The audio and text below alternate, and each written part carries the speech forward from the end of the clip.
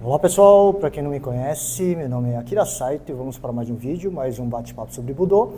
E com a chegada do final de ano, né, existem alguns conceitos, né, principalmente por conta das reflexões que todos nós devemos fazer, né, para avaliarmos, né, como foi o nosso ano, o que nós desejamos para o próximo ano. Né, e uma das coisas que eu tenho lembranças, né, do Japão é exatamente a parte de compromisso, né, que a gente... Isso não é uma coisa falada, não é um sermão, é algo que a gente presencia, né, diariamente nos treinamentos, né, dentro dos dojo no Japão. Era o que eu sentia quando eu treinava, né, no dojo do meu sensei, né, do meu falecido sensei, Konomoto Takashi. Para quem nunca ouviu falar dele, ele era Hanshi Kyudan, né, da linhagem Yamaguchi-ha. Ele foi aluno direto do Kaisu Yamaguchi Gogen. Foi o primeiro capitão de karatê da Universidade Ritsumeikan de Kyoto, e era uma figura exemplar. Né? Era realmente, quando eu cheguei lá, era o que a gente pode dizer que quando você se depara realmente com um grande mestre, né? Com aquele ar de sabedoria e total simplicidade, né? A humildade em pessoa.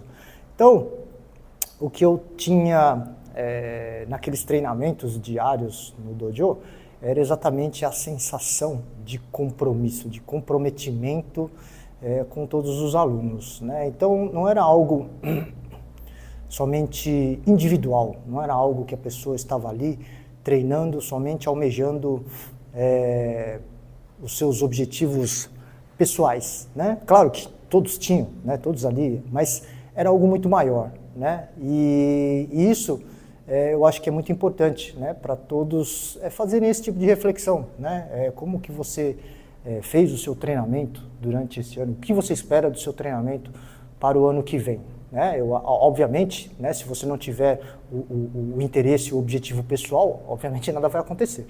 Porém, né, esse pensamento, eu acho que ele precisa ser maior. Né? Nós treinamos para quê? Né? Nós treinamos só para nós mesmos, né? Só para o engrandecimento de nós mesmos. Eu acho que esse engrandecimento de nós mesmos, ele precisa estar vinculado a algo maior, né? Ao dojo, à arte, ao compromisso, à honra.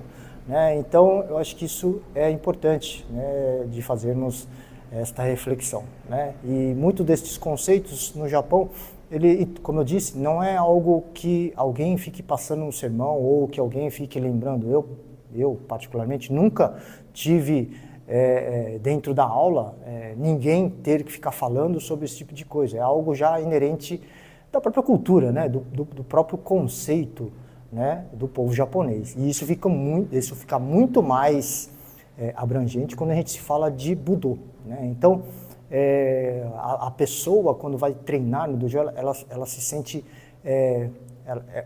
ela pertence ao dojo, né? Não é algo, né, que no Ocidente, até por diferenças culturais, isso é muito comum. Né? A pessoa frequenta o dojo. Ela frequenta o dojo porque ela paga uma mensalidade, né? Então ela vê ali os benefícios em relação à estrutura, ao que ela está aprendendo, e ela não cria, vamos dizer assim, relações ou laços que não possa impedi-la de repente, achar uma academia que, de acordo com o ponto de vista dela, seja melhor, né, com uma infraestrutura melhor, enfim. E isso é comum, né, no Ocidente, você fazer trocas pensando nos seus próprios benefícios.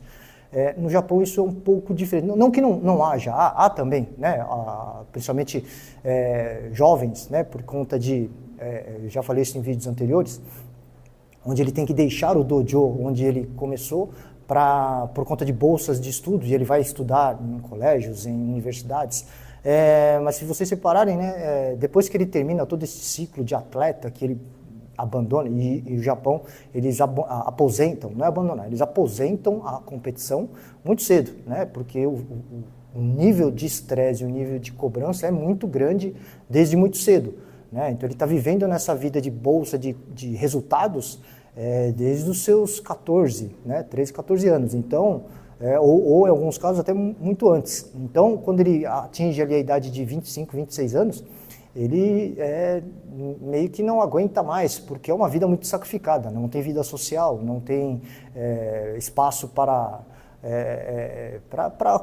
tudo que um jovem tem direito, né? Quando você está nessa fase de atleta, você, no Japão, você é retirado desta parte social, né? Então você vive a modalidade a qual você pratica e a modalidade a qual você tem bolsa. Então eles acabam aposentando muito cedo e na maioria das vezes esses atletas aposentados eles retornam exatamente para o seu dojo de origem, né? Porque o vínculo com a universidade, o vínculo com a competição se encerra ali.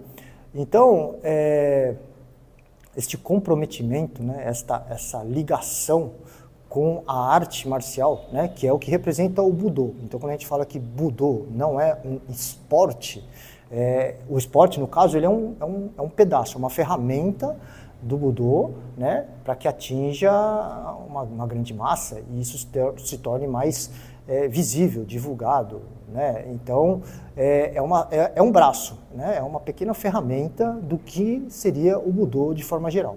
Então este comprometimento com o dojo, com a arte, ela no Japão ela é muito grande, né? Então é importante ter esse tipo de reflexão, né? É importante estar comprometido, é importante ter comprometimento consigo mesmo no sentido de perseverança, né? No Japão a gente utiliza muito, né?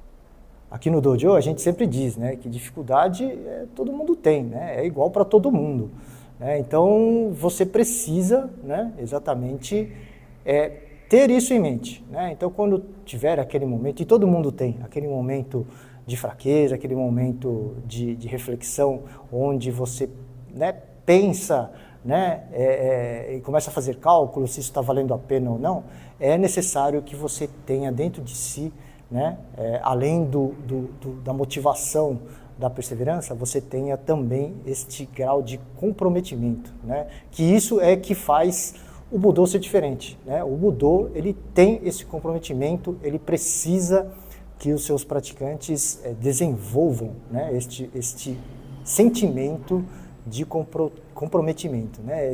Ele precisa estar, ele precisa pertencer àquilo, pertencer ao dojo, pertencer à sua arte, pertencer, né, ao seu estilo. Isso é muito importante e dentro deste final de ano isso é importante que todos tenham, né, esta reflexão, né, exatamente para que todos comecem em 2026 muito mais, vamos dizer assim, empenhados, né? Muito mais empenhados nos seus objetivos, muito mais empenhados no comprometimento para com o seu dojo, para com a sua arte, para com o seu estilo, né? Isso só engrandece em muito você mesmo e também, né, tudo que o cerca.